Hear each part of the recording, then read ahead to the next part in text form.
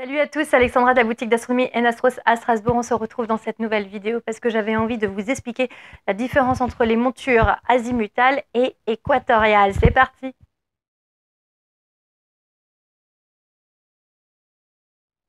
D'un premier coup d'œil, pour reconnaître les montures équatoriales, elles ont un contrepoids équatorial, caché là-bas, équatorial. Et là, ici, il n'y a pas de contrepoids, ce sont des azimutales.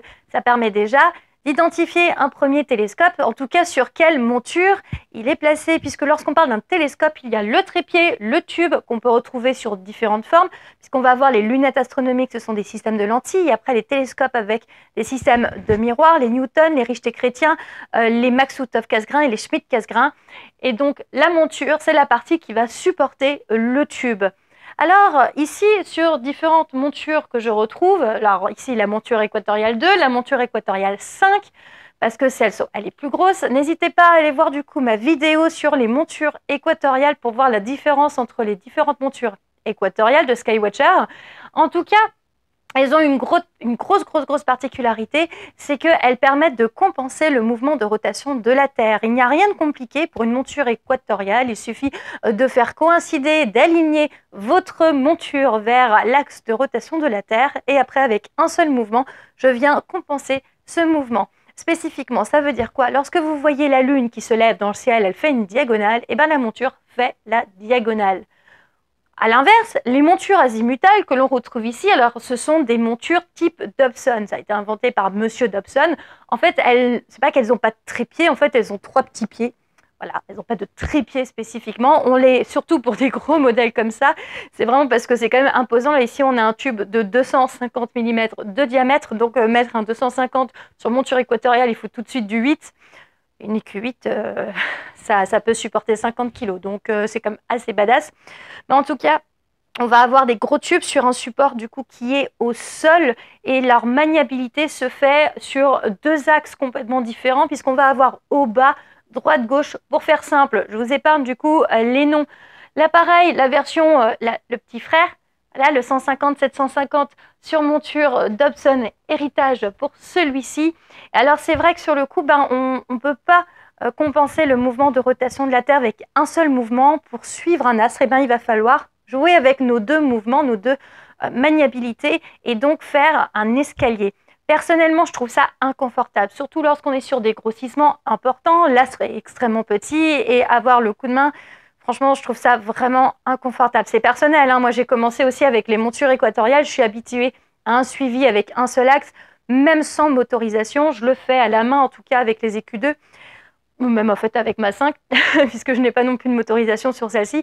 Donc, c'est vrai que c'est des petites... ça dépend vraiment des personnes. Il y a des gens qui sont pro Dobson et qui n'arrivent pas à les montures équatoriales.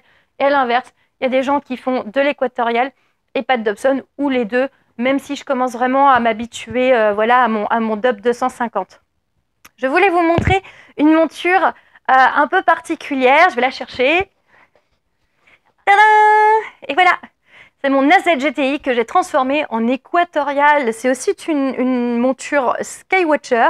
D'habitude, j'ai la colonne et je pose du coup ma monture et je l'utilise sur mes axes au bas, droite, gauche. Alors, elle est en Wi-Fi, donc en motorisation Goto, donc j'utilise le téléphone pour la manipuler. Mais là, du coup, je l'ai transformée en équatorial. Donc, j'ai ajouté la base d'une Star Adventurer. J'ai mis un support pour le viseur polaire de chez Kepler. J'ai mis après du coup ma monture que je lui ai mis, du coup, je lui ai placé la latitude pour avoir justement pour faire ma mise en station. Je lui ai rajouté une queue d'aronde avec le contrepoids de la Star Adventurer. Et là, ici, j'ai posé un tube, ma lunette astronomique, la 72D. Après, je pourrais mettre mon Maksutov ou un autre tube qui supporte, en tout cas, dont la monture supporte le poids qui est de 5 kg. Voilà, donc je trouvais ça assez intéressant de vous montrer cette monture qui de base, en fait, voilà, n'est pas du coup équatoriale, c'est une azimutale. On a également les nouvelles montures StarQuest, qui sont également azimutales et équatoriales. Je ne les connais pas encore très bien parce que j'ai pas eu l'occasion du coup d'en garder une à la boutique. Mais effectivement, je suis impatiente de pouvoir tester. Ce sont des petites montures qui se trouvent avec un 130-650 ou avec un Mac 90. Donc c'est vrai que voilà, petite monture.